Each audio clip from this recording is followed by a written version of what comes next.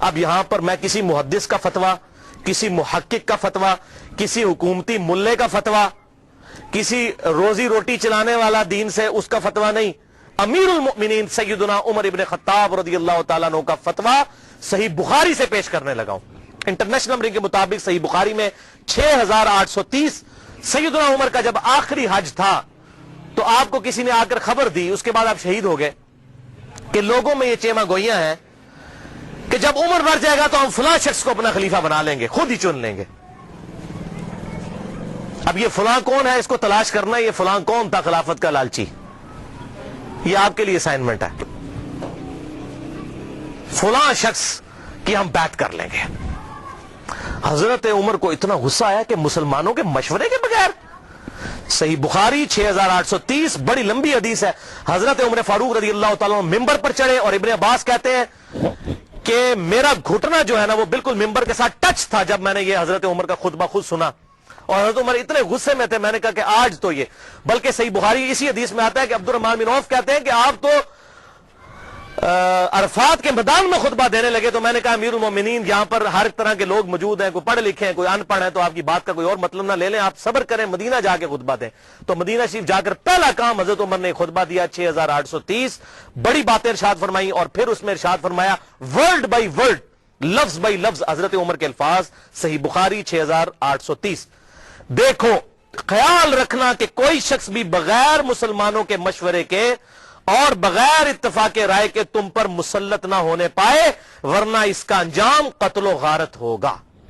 اور وہ آپ نے دیکھا کتنی قتل و غارت ہوئی، حضرت حسین کو شہید کیا گیا، واقعہ ہررا ہوا، پھر خانہ کعبہ کو جلایا گیا، پیچھے کیا رہ گیا، مکے کی حرمت پامال، مدینے کی حرمت پامال، اہل بیت کی حرمت پامال، اس سے زیادہ کیا کر سکتا تھا؟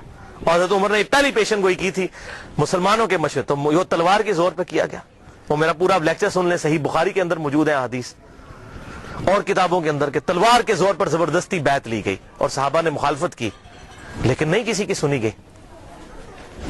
والعیاذ باللہ تعالی۔ یہ تو تھے 3 سیاہ کارنامے۔ اب آخر میں یزید ابن معاویہ کے چمچے جو آج کل دنیا میں موجود ہیں، ظاہر حق اور باطل ہمیشہ رہے گا، وہ 3 جھوٹے دفاع اس کی طرف سے کرتے ہیں۔ اب ان چیزوں کا تو ان کے پاس جواب نہیں ہے نا، تو کہتے ہیں یہ تو ہے ٹھیک ہے لیکن اس کی فضیلتیں بھی آئی ہیں، وہ میں پوسٹ مارٹم کرنے لگا ہوں کس طرح وہ امت کو دھوکہ دیتے ہیں۔ لیکن ایک دفعہ دروشی پڑھ لیجئے، اللہم صلی علی محمد وعلی آل محمد کما صلیت علی ابراہیم وعلی آل ابراہیم انک حمید مجید، اللہم بارک علی محمد وعلی آل محمد کما بارکت علی ابراہیم وعلی آل ابراہیم انک حمید مجید۔ پہلا جھوٹا دفاع، وہ جی قسطنطینیہ، یہ عربی میں قسطنطینیہ ہے، اردو میں ہم قسطنطنیہ کہتے ہیں، اس کی بشارت یزید پر فٹ ہوتی ہے کہ جو پہلا لشکر قسطنطنیہ پہ حملہ کرے گا تو وہ بخشے جائیں گے۔ آج کل اس قسطنطینیہ کا نام ہے استنبول، ترکی کا شہر ہے، ترکی کا استنبول، بعد میں اس کا نام رکھا گیا۔ استنبول کا مطلب ہے اسلام ان اے بلک، اسلام کا گڑھ۔ تو پہلے یہ کیسر روم، جو رومن امپائر دنیا کی سب سے بڑی امپائر تھی، جو جنگ یرموک میں گھٹنے ٹیک گئی سیدنا عمر کے سامنے، یہ اس کا گڑھ تھا قسطنطینیہ۔ اب وہ حدیث سن لیں کس طریقے سے یہ دھوکہ دیتے ہیں۔ صحیح بخاری میں انٹرنیشنل نمبرنگ کے مطابق 2924 نمبر حدیث ہے کہ آپ صلی اللہ علیہ وسلم نے ارشاد فرمایا، میری امت کا پہلا لشکر جو کیسر روم کے شہر پر جنگ کے لیے جائے گا، اللہ نے ان کی مغفرت کر دی ہے۔ صحیح بخاری 2924، اس میں قسطنطینیہ کا ذکر ہی کہیں موجود نہیں ہے، کیسر روم کا شہر۔ اور حضور صلی اللہ علیہ وسلم کے زمانے میں کیسر روم کا شہر جو تھا حمص تھا۔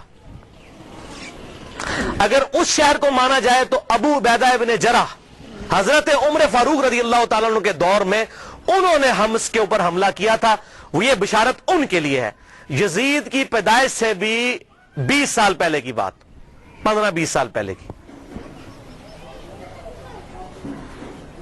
لیکن وہ کہتے ہیں نہیں جی حمص پہ حملہ کرنے سے پہلے کیسر روم وہاں سے بھاگ کے قسطنطنیہ میں چلا گیا تھا۔ ٹھیک ہے، اسی تھوڑے پیچھے نسنے جناب، تو ہم چھڑ دے نہیں، چور نو گھر تک پہنچا کے آوانگے۔ تو اس لیے یہ ابو عبیدہ بن جرح کے لیے بشارت نہیں ہے، کیونکہ ابو عبیدہ ابن جرح نے جب حملہ کیا تو وہ پہلے کیسے روم اپنا دارالخلافہ چھوڑ کے قسطنطنیہ میں چلا گیا تھا. چلو دی for the sake of argument agree. تو اس میں ہے کہ امت کا پہلا لشکر جو قسطنطنیہ پہ حملہ کرے گا. اگر میں آپ کو کہوں کہ انڈیا اور پاکستان کی پہلی جنگ 1997 میں کارگل کی ہوئی ہے تو آپ مان لیں گے؟ نہیں. آپ کہیں گے جناب عقل کے ناخن لیں, 97 میں جنگ ضرور ہوئی تھی لیکن پہلی نہیں تھی. پہلی 1948 میں ہوئی, دوسری 1965 میں ہوئی, تیسری 1971 میں ہوئی, چوتھی کارگل میں ہوئی 1997 میں. اور اگر پاکستان اور انڈیا کی پہلی جنگ کی میں بات کر رہا ہوں تو آپ کو پتا ہوگا اس سے مراد 1948 ہے. 1997 اگر لیں گے تو میں کہوں گا آپ اپنے دماغ کا علاج کروائیں. تو یہاں پر بشارت ہے کہ پہلا لشکر جو حملہ کرے گا قسطنطنیہ کے اوپر, یا قسطنطنیہ ہم اردو میں کہتے ہیں, اس کے لیے ہے یہ بشارت. وہ پہلا لشکر کون سا تھا؟ اب اسی بخاری کی حدیث کے اندر آگے ایک اور حدیث آتی ہے صحیح بخاری کی, میں بعد میں بیان کرتا ہوں. سنن نبی داؤد میں انٹرنیشنل نمبر کے مطابق 2512 نمبر حدیث ہے. ابو عمران تابعی کا بیان ہے کہ ہم قسطنطنیہ پر حملے کے لیے جب گئے اس وقت ہمارے لشکر کے امیر عبد الرحمن بن خالد بن ولید تھے. خالد بن ولید رضی اللہ تعالیٰ عنہ کے بیٹے یہ ہمارے لشکر کے امیر تھے جب ہم نے قسطنطنیہ پر حملہ کیا. اور وہاں پر سیدنا ابو ایوب انصاری بھی ہمارے ساتھ موجود تھے اور انہوں نے ہمیں ایک آیت کی تفسیر بھی سمجھائی. اور پھر سیدنا ابو ایوب انصاری رضی اللہ تعالیٰ عنہ قسطنطنیہ کے حملوں میں شریک ہوتے رہے حتیٰ کہ ایک حملے کے دوران وہ فوت ہو گئے اور وہیں پر دفن ہوئے. تو جس حملے میں حضرت ابو ایوب انصاری فوت ہوئے وہ حملہ پہلا ہوگا یا جس میں وہ زندہ تھے وہ پہلا ہوگا؟ جس میں زندہ تھے اس لشکر کے امیر تھے عبد الرحمن بن خالد بن ولید. یہ کوئی تاریخ نہیں میں پڑھ رہا ہوں, سنن نبی داؤد 2512. اب بخاری سے وہ لیتے ہیں, حدیث اٹھاتے ہیں اور فٹ کرتے ہیں یزید پہ. وہ سن لیں, صحیح بخاری کتاب التہجد چیپٹر میں 1186 نمبر حدیث ہے کہ ابو ایوب انصاری موجود تھے قسطنطنیہ پہ حملے میں رضی اللہ تعالیٰ عنہ, اور اس وقت لشکر کا امیر یزید ابن معاویہ تھا. یہ 54 ہجری کی بات ہے کیونکہ اس وقت امیر معاویہ مسلمانوں کے حاکم تھے, انہوں نے اپنے بیٹے کو لشکر کا امیر بنایا. یہ 54 ہجری کا واقعہ ہے. اور اسی حدیث میں موجود ہے ابو ایوب انصاری رضی اللہ تعالیٰ عنہ اسی حملے کے دوران جس میں امیر لشکر یزید تھا فوت ہو گئے. تو جس حملے میں وہ فوت ہوئے وہ لشکر پہلے ہے یا جس میں وہ زندہ تھے اور حدیثیں بیان کرتے رہے وہ پہلے ہے؟ اور اس میں اس کے بعد کتنے حملے ہوئے؟ یہ بھائی یزید والا لشکر 7واں یا 8واں لشکر تھا, اور وہ جو میں نے پہلے بیان کیا وہ بھی پہلا نہیں تھا, وہ دوسرا تھا. پہلا لشکر جو یزید سے بہت پہلے 33 ہجری میں جب ابھی یزید کی عمر 5-6 سال تھی اس وقت پہلا لشکر حملہ آور ہوا, اور اس کا ذکر موجود ہے احادیث کی کتابوں کے اندر. وہ میں حوالہ بھی دے دیتا ہوں. یہاں پر میں ایک بات بتا دوں, قسطنطنیہ پھر فتح کسی سے بھی نہیں ہوا, نہ صحابہ سے, نہ تابعین, نہ تبع تابعین, نہ تبع تبع تابعین. یہ جا کر تقریباً پھر 9ویں صدی کے اندر 800 سال کے بعد سلطان محمد فاتح نے قسطنطنیہ فتح کیا تھا, 900 سال کے بعد. تو فتح ان سے نہیں ہوا, لیکن بشارت پہلے حملہ کرنے والے کے لیے تھی, فتح کی اس میں گارنٹی نہیں تھی. تو اس حوالے سے ایک پوری بک ریسرچ پیپر آ چکا ہے. شیخ زبیر علی زئی رحمہ اللہ کے شاگرد ہیں, اس دور کے بہت بڑے محقق ہیں. ویسے شیخ زبیر علی زئی صاحب سے عمر میں بڑے ہیں, وہ میں ان سے ملا ہوں, پیور جینٹل مین ہے. ڈاکٹر ابو جابر عبداللہ دامانوی, یہ اہل حدیث میں بہت قدر کی نگاہ سے دیکھے جاتے ہیں, بہت بڑے محقق ہیں اسماء و رجال کی فیلڈ کے. اور یہ خود پہلے یزیدی پارٹی سے تعلق رکھتے تھے. انہوں نے خود اپنا واقعہ بھی لکھا کہ میں پکا یزیدی تھا, کیونکہ محمود احمد عباسی وہ ناسبی منکرین حدیث, اور فیض عالم صدیقی جو جیلم کا ناسبی تھا یزیدی منکرین حدیث, تو اس سے متاثر تھے. لیکن جب یہ محمود احمد عباسی کو ملنے گئے تو اس نے ان کے سامنے کہہ دیا ہاں بخاری کھوتے نے بھی بخاری میں وہ حدیث لے لی ہے 3748 کہ حسین علیہ السلام کا سر لا کر جو ہے وہ عبید اللہ ابن زیاد کے سامنے رکھا گیا. اس کھوتے بخاری نے بھی حدیث نقل کی ہے. اس کے پیچھے چل رہی یزیدی پارٹی جو حضرت امام بخاری کو کھوتا کہتا تھا. محمود احمد عباسی انگریزوں کا پٹھو, اس سے متاثر ہوئے, اور وہ جناب انہوں نے کتابیں لکھ دی تھی, وہ امیر المومنین یزید ابن معاویہ, یہ وہ تھا. تو جب یہ ابو جابر دامانوی صاحب کہتے ہیں میں نے اس کی الفاظ یہ سنے, میں نے کہا اوئے یہ لوگ جو محدثین کے بارے میں ایسی ننگی لینگویج استعمال کرتے ہیں, یہ لوگ حق پر نہیں ہو سکتے, منکرین حدیث. پھر کہتے ہیں میں نے مکمل تحقیق کی, پھر انہوں نے یہ 120 صفحات پر مشتمل کتاب لکھی ہے, اور اس کتاب کا عنوان ہے یزید ابن معاویہ اور جیش مغفور اللہم, یعنی جو مغفرت یافتہ گروہ ہے اس کا ذکر. وہ سارے انہوں نے قسطنطینیہ کے اوپر جو حملے ہوئے, وہ تمام حملے ایک ایک احادیث کی کتابوں سے لکھ کر رد کیا. 120 صفحوں پہ یہ کتاب ہے. ابو جابر السلفی لائبریری کراچی سے شائع شدہ ہے, میرے پاس موجود ہے. جس کو پی ڈی ایف چاہیے ہو انشاءاللہ میں 1-2 دن میں سکین کروا کر انشاءاللہ اپنے پاس رکھ لوں گا, تو مجھے ای میل کریں mirza_95@yahoo.com, اس پہ میں آپ کو بھیجوں گا. اس میں انہوں نے ٹروتھ ریویل کیا کہ نہ تو قسطنطینیہ پہ حملہ پہلا یزید نے کیا اور نہ ان کے والد معاویہ بن ابی سفیان رضی اللہ تعالیٰ عنہ نے کیا, بلکہ سب سے پہلا حملہ قسطنطنیہ پہ جس شخص نے کیا وہ حضرت عبداللہ ابن زبیر کے بھائی تھے, منذر بن زبیر رحمہ اللہ, جو حضرت زبیر عشرہ مبشرہ کے بیٹے تھے. 33 ہجری میں انہوں نے یہ حملہ کیا, اور اس کا ذکر مسند امام احمد میں, مصنف عبد الرزاق میں, سنن نبی داؤد میں اور سنن طبرانی میں صحیح سند کے ساتھ موجود ہے. وہ ساری احادیث انہوں نے اس کتاب کے اندر جمع کی الحمدللہ. لہذا یہ بالکل جھوٹ بولتے ہیں کہ جی وہ بشارت اس پہ فٹ ہوتی ہے, اس پہ فٹ ہی نہیں ہوتی, کسی اعتبار سے فٹ نہیں ہوتی. اور یہی وجہ ہے کہ ڈاکٹر ذاکر نائک نے جب فٹ کی, اس سے سوال پوچھا گیا, وہ کہتا ہے جی امام غزالی نے لکھا ہے. ویسے آپ کہتے ہیں قرآن اور صحیح حدیث, تو امام غزالی کا کیا لینا دینا قرآن اور صحیح حدیث؟ امام غزالی تو آپ کے نزدیک صوفی ہیں, آپ صوفیوں کو تو ویسے ہی نہیں مانتے. تو صحیح سند سے بات کریں, احادیث کی کتابوں میں کیا لکھا ہوا ہے. امام غزالی تو تعصب کا شکار ہو چکے تھے, انہوں نے تو یہاں تک لکھا احیاء العلوم میں کہ واقعہ کربلا بیان نہ کرو, بڑی بڑی ہستیوں کے نام بیچ میں آ جائیں گے, واقعہ کربلا بیان کرنا حرام ہے. تو اس پہ میں ایک ہی جملہ بولوں گا کہ چور کی داڑھی میں تنکا. اگر ہم اہل سنت اپنے آپ کو صحیح المنہج سمجھتے ہیں تو واقعہ کربلا بیان کریں, اور جو حق ہے وہ بیان کریں. حضور صلی اللہ علیہ وسلم تو اس واقعے سے پہلے بیان کر رہے ہیں, اس واقعے کے بعد صحابہ کرام کو خواب میں آ رہے ہیں اور غمگین ہیں, اور آپ کہہ رہے ہیں بیان نہ کریں. اور قرآن اور صحیح احادیث کیا کہہ رہی ہیں, امام بخاری کیا کہہ رہے ہیں, امام مسلم کیا کہہ رہے ہیں, امام داؤد کیا کہہ رہے ہیں, حق واضح ہو. اب مجھے بتائیے اہل حدیث کا شاید ہی کوئی پلیٹ فارم ہو جس پر یہ حدیث ترمذی کی بیان نہ ہوتی ہو کہ جب حضرت عمر نے حج تمتع پر پابندی لگا دی تھی تو عبداللہ بن عمر نے کہا کہ میرے باپ پہ شریعت تو نازل نہیں ہوئی ہے. تو معاذ اللہ اس کا کیا مطلب ہے کہ ہم حضرت عمر کی توہین کر رہے ہوتے ہیں؟ نہیں. اسی طریقے سے اگر محدثین نے حضرت امیر معاویہ رضی اللہ تعالیٰ عنہ کی غلطیوں کا بیان بخاری مسلم میں کر دیا, ترمذی میں, ابو داؤد, نسائی, ابن ماجہ میں, تو ان کا مقصد توہین کرنا نہیں تھا, حق بتانا تھا. اور اگر ہم بیان کرتے ہیں تو یہ بھی مقصد یہی ہے. احترام اپنی جگہ رہے گا, لعنت نہیں کریں گے. غلطی غلطی ہے, غلطی کو غلطی کہنا یہ حق اور باطل میں تمیز کے لیے ضروری ہے, ورنہ تو دین کا جنازہ نکل جائے گا. حضرت آدم علیہ السلام کی اللہ نے 7 دفعہ غلطی بیان کی, کیا ان کی توہین کی؟ نہیں, بلکہ اس لیے سورہ اعراف میں اے اولاد آدم دیکھنا تمہارے باپ کو جس طرح ورگلا دیا تھا شیطان نے ماں باپ کو, تمہیں ورگلانا دے, اس لیے ہم قصہ آدم اور ابلیس بیان کرتے ہیں. اسی طریقے سے اگر خلافت کا نظام قائم ہونا ہے اور امام محمد مہدی رضی اللہ تعالیٰ عنہ کی خلافت کو لبیک کہنا ہے مسلمانوں نے, تو اس کے لیے یہ سارے حقائق پتہ ہونے چاہیے. دوسرا دفاع جو جھوٹا کرتے ہیں, پہلا تو کل ہوا, تو میں نے یزید کو دوستی نہیں کہا, کلمہ گو تھا, اہل قبلہ تھا, اگر اللہ نے معاف کیا تو جنت میں چلا جائے گا, ہمیں تو کوئی مسئلہ نہیں ہے. اگر اللہ نے معاف کیا وہ اللہ تعالیٰ کی اپنی مرضی ہے. ایک گناہ کے بارے میں اللہ تعالیٰ نے واضح کہا, ان اللہ لا یغفر ان یشرک بہ ویغفر ما دون ذلک لمن یشاء. اوپن لائسنس نہیں, اللہ شرک کو معاف نہیں کرے گا, اس کے علاوہ جو گناہ چاہے گا معاف کر دے گا, لیکن جس کے لیے چاہے گا. اگر اللہ چاہے تو معاف نہ بھی کرے, یہ اللہ کی اپنی مرضی ہے. آپ اوپن لائسنس کسی کو نہیں دے سکتے. لمن یشاء, جس کے لیے چاہے گا, اللہ کو دعا سے منوا نہیں سکتا, سیدھی سی بات ہے. دوسرا جھوٹا دفاع کرتے ہیں, وہ جی بخاری میں حدیث ہے 7222 کہ میری امت میں آپ صلی اللہ علیہ وسلم نے فرمایا کہ 12 خلیفوں تک اسلام غالب رہے گا اور وہ سب کے سب قریش سے ہوں گے. وہ کہتے ہیں جی 12 خلیفے گنے آپ, تو اس میں یزید بھی آ جاتا ہے.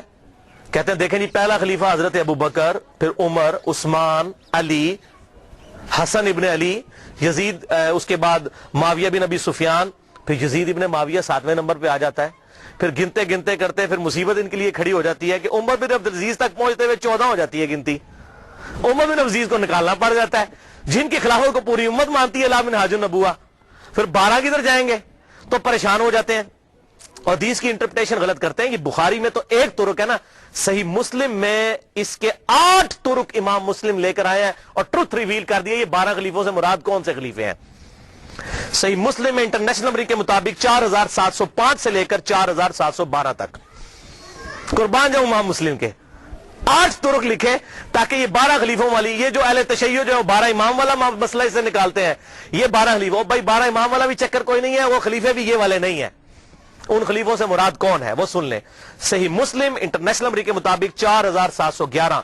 آپ صلی اللہ علیہ وسلم نے فرمایا یہ دین قیامت تک قائم رہے گا اور ان پر 12 خلیفے ہوں گے. قیامت تک 12 خلیفے ہوں گے. وہ پہلے میرے دور میں 12 پورے نہیں ہو جانے, قیامت تک دین رہے گا قائم اور ان پر 12 خلیفے آئیں گے اور وہ سب قریش سے ہوں گے. یعنی ایسے 12 خلیفے ہوں گے جن کی پٹ حکومت جو ہے علی منہاج النبوہ ہوگی. وہ 12 خلیفے ہوں گے اور قیامت تک پوری ہونی ہے گنتی. اچھا, ان میں سے 7 تو کنفرم ہے جس پہ اہل سنت اور اہل تشیع کا اجماع ہے.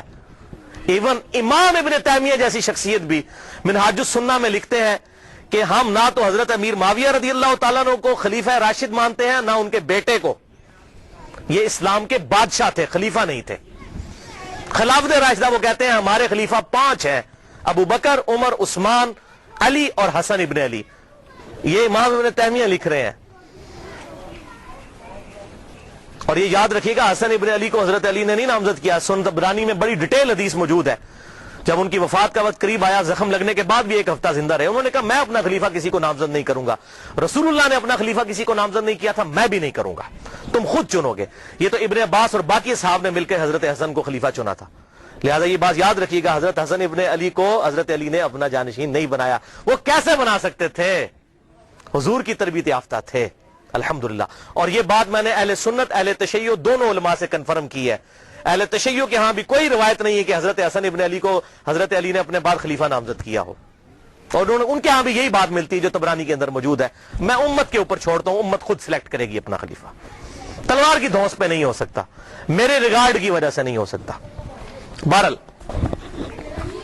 ان کو تو حضور نے خود ہی کہہ دیا میرا بیٹا سید ہے. یہ صحیح بخاری کے اندر, اس میرے بیٹے حسن کی وجہ سے مسلمانوں کے 2 گروہوں میں صلح ہو جائے گی. ان کو تو حضور خود سید اور سردار کہہ گئے اور کہا اس کی وجہ سے صلح ہوگی, یہ قربانی کرے گا.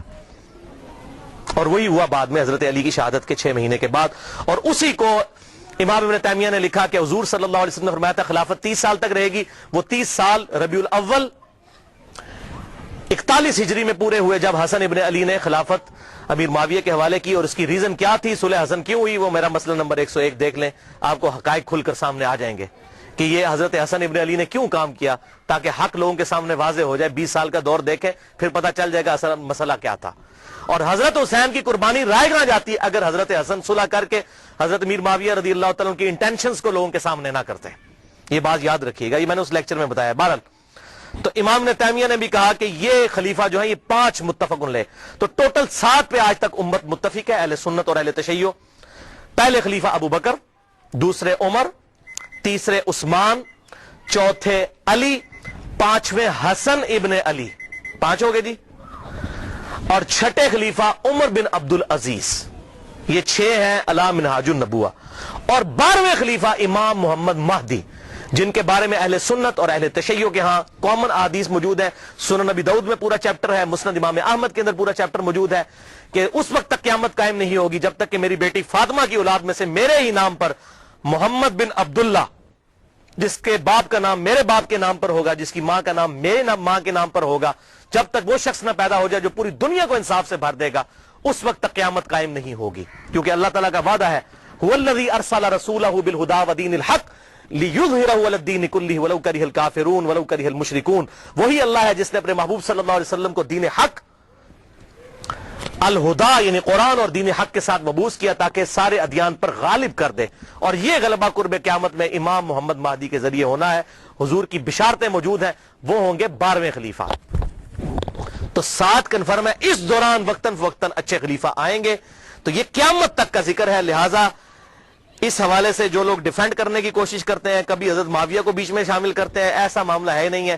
خود سارے اہل سنت لکھتے گئے کہ حضرت میر معاویہ رضی اللہ تعالیٰ عنہ اسلام کے خلیفہ راشد نہیں ہیں بلکہ خلافت راشدہ ابو بکر، عمر، عثمان و علی اور حسن ابن علی، وہ 30 سال مکمل ہوئے، وہ انشاءاللہ آگے حدیث آ بھی جائے گی۔ اور یہ ساری بحث شیخ البانی رحمہ اللہ نے سلسلہ احادیث صحیحہ میں انٹرنیشنل نمبر کے مطابق 459 نمبر حدیث کے تحت بھی کی ہے۔ اب تیسرا اور آخری جھوٹا دفاع جو آج کل مارکیٹ میں آیا ہے تازہ تازہ، اور یہ آخری ان کے پاس حربہ تھا، میں نے کہا اس کو بھی میں انشاءاللہ کلیئر کر دوں۔ وہ حدیث پیش کرتے ہیں المعجم الکبیر طبرانی سے، جلد 11 صفحہ 88، انٹرنیشنل نمبر کے مطابق 11138۔ سلسلہ احادیث صحیحہ میں شیخ البانی 3270 نمبر حدیث یہ لے کر آئے اور 459 نمبر حدیث کے تحت بھی یہ ساری بحث کی، اور اسی کو بنیاد بنا کر کچھ لوگوں نے میرے پمفلٹ کا جواب دینے کی کوشش کی، حالانکہ یہ 50 حدیثوں میں سے ایک حدیث کو بھی ایڈریس نہیں کیا۔ سوال گندم، جواب چنا، اور اس کو لے کر، اور وہ جب 50 حدیثوں کی بات کرتے ہیں کہتے ہیں جی ہمارے پاس ان حدیثوں کے جواب نہیں ہے، اللہ کے سپرد معاملہ۔ تو اللہ کے سپرد ہے تو آپ جگہ جگہ کیوں یزید کو جنت کی بشارتیں جھوٹی دیتے جا رہے ہیں؟ ہمیں کہتے ہیں آپ نے کیوں چھیڑا؟ میں آپ کو قسم اٹھا کے کہتا ہوں جب تک ڈاکٹر ذاکر نائک نے یہ مسئلہ نہیں اٹھایا تھا مجھے تو اس مسئلے کی کوئی تحقیق بھی نہیں تھی، میں نے بعد میں تحقیق کی۔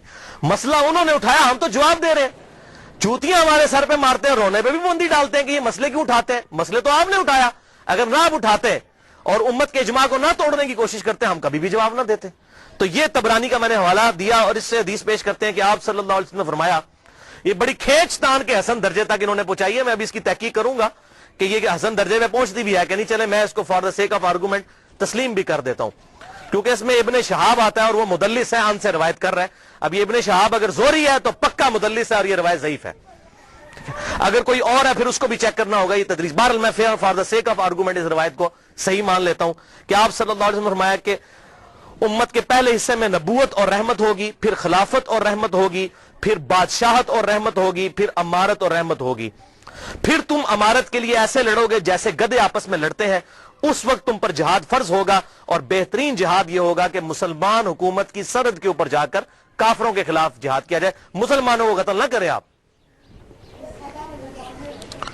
یہ حدیث وہ پیش کرتے ہیں، تو بھائی پہلے اس حدیث کو خود پڑھ لیں۔ آپ صلی اللہ علیہ وسلم نے کیا فرمایا؟ نبوت اور رحمت، پھر خلافت اور رحمت، پھر ملوکیت اور رحمت۔ اس کو خلافت نہیں کہا، ملوکیت کہا، بادشاہت۔ تو یہ کہتے ہیں یہ جو ملوکیت اور رحمت ہے نا، اس سے مراد حضرت میر معاویہ رضی اللہ تعالیٰ عنہ ہے، اور امارت اور رحمت اس کو انہوں نے پھر بتایا نہیں کہ پھر اس سے مراد کون ہے۔ اتنی شرم آئی کہ یزید ابن معاویہ کو نہیں کہنا چاہیے، اس کو سکپ ہی کر گئے اس کے اندر۔ یہ غلام مصطفیٰ ظہیر صاحب ہمارے جیل کے عالم ہیں، بہت بڑے، میں ان کی عزت بھی کرتا ہوں، محقق آدمی ہے، لیکن جب بندہ ایک ہٹ درمی پر اتر آئے، کوئی بڑا بندہ بھی، تو غلطی اس کی پوائنٹ آؤٹ کرنی چاہیے۔ السنہ رسالہ نومبر 2012 سے اپریل 2013 تک کے دوران، شمارہ نمبر 49 سے 54 تک، بلکہ انہوں نے میرا نام بھی ڈھکے چھپے الفاظ میں کلیئر کٹ نام لکھ دیا اور یہ اس طرح کرنے کی کوشش کی، وہ کسی بات کا جواب نہیں دیا۔ تو اس میں انہوں نے امارت اور رحمت اس کو سکپ بھی کر گئے، اس کی تشریح کو۔ ان کو پتا تھا یزید کا بھی نام لینا پڑنا ہے، مامے دے پتر دا، نہیں لیا۔ تو وہ کہتے ہیں جی دیکھیں جی یہ بادشاہت اور رحمت ہے، تو یہ حضرت میر معاویہ رضی اللہ تعالیٰ عنہ کی حکومت جو ہے یہ رحمت تھی امت کے لیے۔ اچھا جی ٹھیک ہے، خلافت اور رحمت نہیں کہا، ملوکیت اور رحمت، بالکل رحمت تھی۔ کیوں؟ ان کے بعد ان سے ورسٹ دور آیا، آنے والے ادوار سے کمپیئر کریں، واقعی مسلمانوں کے لیے رحمت تھی۔ یزید کے بعد اس سے ظالم لوگ آئے، میں نے بتایا حجاج ابن یوسف بعد میں آیا جس نے خانہ کعبہ کو توڑ دیا اور عبداللہ ابن زبیر کو قتل کر کے ان کی لاش بھی لٹکا دی، صحیح مسلم کے ریفرنس سے میں نے بتایا۔ جیسے ہم یہاں بھی پاکستان میں کیا ہوتا ہے، ایک گندی حکومت آتی ہے، لوگ فل اس کو برا کہتے ہیں، جب اس کے بعد اس سے اگلی ورش حکومت آتی کہتے ہیں یار اس طرح مشرف دا دور چنگا سی۔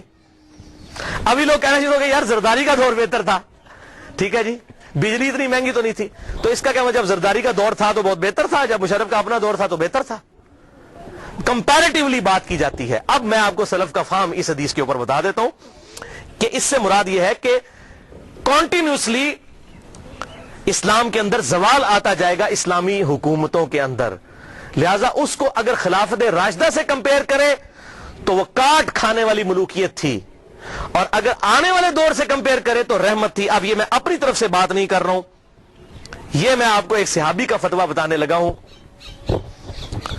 जामिया तिरमिजी में इंटरनेशनल नंबर के मुताबिक 2226, सुनन नबी दाऊद 4646, मुस्नद इमाम अहमद 18430, जिल्द 4 सफा 273 और सिलसिला अहदीस सहिया जिल्द 1 सफा 742 और हदीस नंबर 459। शेख अलबानी मुहद्दिस आजम सऊदिया अरब, उन्होंने भी हदीस नकल की। मैंने सारे हवाले दे दिए। हजरत सैयदुना सफीना रदियल्लाहु ताला अन्हु और हजरत नुमान इब्न बशीर रदियल्लाहु ताला अन्हु से रिवायत है कि आप सल्लल्लाहु अलैहि वसल्लम ने फरमाया, खिलाफत अला मिनहाजुन नबुवा मेरी वफात के बाद 30 साल तक रहेगी, उसके बाद काट खाने वाली मलूकियत का दौर शुरू हो जाएगा। 30 साल के फौरन बाद, यानी सुलह हसन के बाद।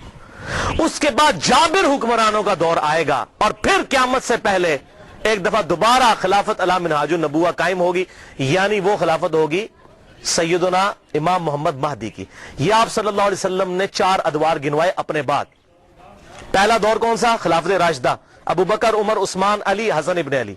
दूसरा काट खाने वाली मलूकियत जो हजरत मीर माविया रदियल्लाहु ताला अन्हु के दौर से शुरू होकर 1000 साल तक बनु अब्बास और बनु उमैया की हुकूमत रही। बाप मरता था, बेटे को खलीफा बनाता था, 4 बेटों को अपने बाद खलीफा बना देते थे। अब बुखारी मुस्लिम उठा के देख लें किस तरीके से इन्होंने बंदर बांट की है। आज के हुक्मरानों ने भी वो काम नहीं किया। इसलिए मैं कहता हूं उस मुल्कियत से आज की जमहूरियत करोड़ गुना बेहतर है। कम से कम पब्लिक से तो पूछा जाता है, वो तो तलवार की जोर पर मुसल्लत हो जाते थे। तीसरा दौर कहा जाबिर हुक्मरानों का।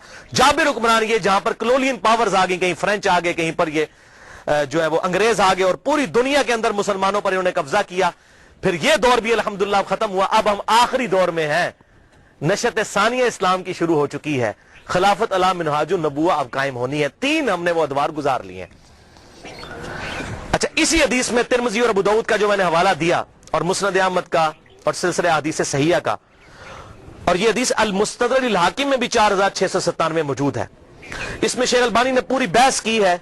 तिरमिजी और अबू दाऊद में आगे अल्फाज चलते हैं कि हजरत सफीना ने कहा कि बेटा गिन अब खिलाफत राशिदा कितनी है, हो सकता है बाद में कोई नासबी माने ही ना। तो उन्होंने कहा इस हदीस में मौजूद है, बेटा गिन। अबू बकर के 2 साल, उमर के 10 साल, उस्मान के 12 साल और अली के 6 साल। तो शागिर्द ने कहा कि हजरत मीर माविया रदियल्लाहु तआला की पार्टी जो इस वक्त हुक्मरान है, बनु जुर्का, बनु उमैया। जुर्का कहते हैं नीली आंखों वाले, ये नीली आंखों वाले थे, खतरनाक लोग, बनु जुर्का। ये तो कहते हैं कि अली अलैहिस्सलाम खलीफा ही नहीं है। यहां पर इमाम दाऊद ने अली अलैहिस्सलाम लिखा। अबू दाऊद 4646। हजरत सफीना को इतना गुस्सा आया, तिरमिजी के अल्फाज हैं 2226, उन्होंने कहा बनु उमैया की पीठ से यह झूठ निकला है जहां से यह हवा खारिज करते हैं। ये कहते हैं अली खलीफा नहीं है। हक तो यह है कि इनकी हुकूमत शरीर तरीन बादशाहत है इस रूए अर्ज पे। क्यों? उन्होंने खिलाफत राशिदा का जमाना देखा था। जब उससे कंपेयर करते थे तो कहते थे ये तो काट खाने वाली मलूकियत और ये बदतरीन बादशाहत है।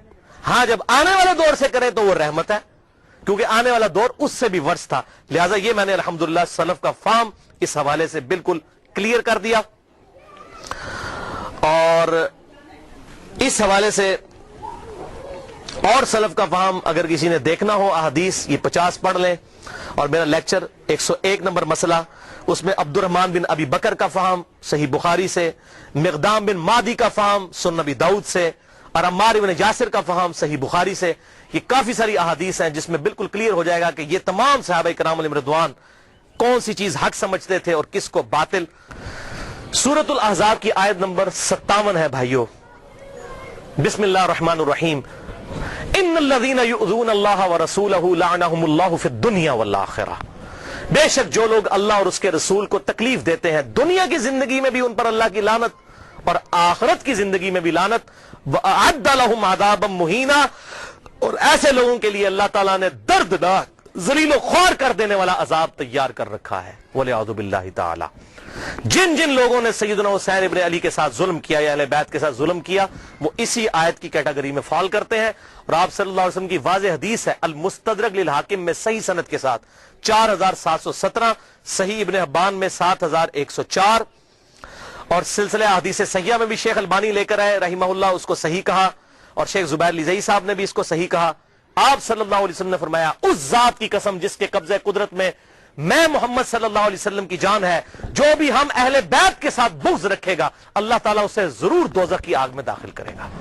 बुग़्ज़ रखेगा। ये कहते हैं लानत ना भेजो, बुग़्ज़ की बात हो रही है, सिर्फ दिल में बुग़्ज़ रखने वाला दोज़ख में जाएगा। और हुज़ूर ने कसम उठाकर कहा, और इसी का तुर्क जो अल-मुस्तदरक लिल हाकिम में 4712 है, इब्न अब्बास रज़ी अल्लाह तआला अन्हु से आप सल्लल्लाहु अलैहि वसल्लम ने फरमाया, अगर कोई शख्स मुकाम इब्राहीम और हजर अस्वद के दरमियान नमाजें पढ़े और रोजे रखे, अगर वो भी इस हाल में मर जाए कि उसके दिल में अहले बैत का बुग़्ज़ था, तो अल्लाह ताला उसे भी जरूर दोज़ख में दाखिल करेगा। वलियाज़ु बिल्लाहि ताला। मैं अपनी गुफ्तगू का एंड बुखारी और मुस्लिम के बुनियादी रावी इमाम अबू हनीफा रहमतुल्लाह अलैह के दादा उस्ताद इब्राहीम नखी ताबई अल मुतवफ़ा 96 हिजरी के उस कौल पर करता हूं जो सही सनद के साथ अल मोजमुल कबीर तबरानी में इंटरनेशनल नंबरी के मुताबिक 2829 नंबर है, जिल्द 3 सफ़ा 112 पर इब्राहीम नखी रहमहुल्लाह फरमाते हैं, कंक्लूडिंग बात है, अगर बिल फर्ज मैं उन लोगों में शामिल होता कि जिन्होंने हुसैन इब्न अली को कत्ल किया था और क़यामत वाले दिन अल्लाह ताला मुझे माफ भी कर देता और मैं जन्नत में भी दाखिल हो जाता, तब भी मैं जन्नत में हुजूर को अपनी शक्ल ना दिखा सकता कि हुजूर कहीं मुझसे पूछ ही ना ले कि तू दुनिया में मेरे हुसैन के कातलों में शामिल था। इब्राहीम नखी ताबई, बुखारी और मुस्लिम के बुनियादी रावी।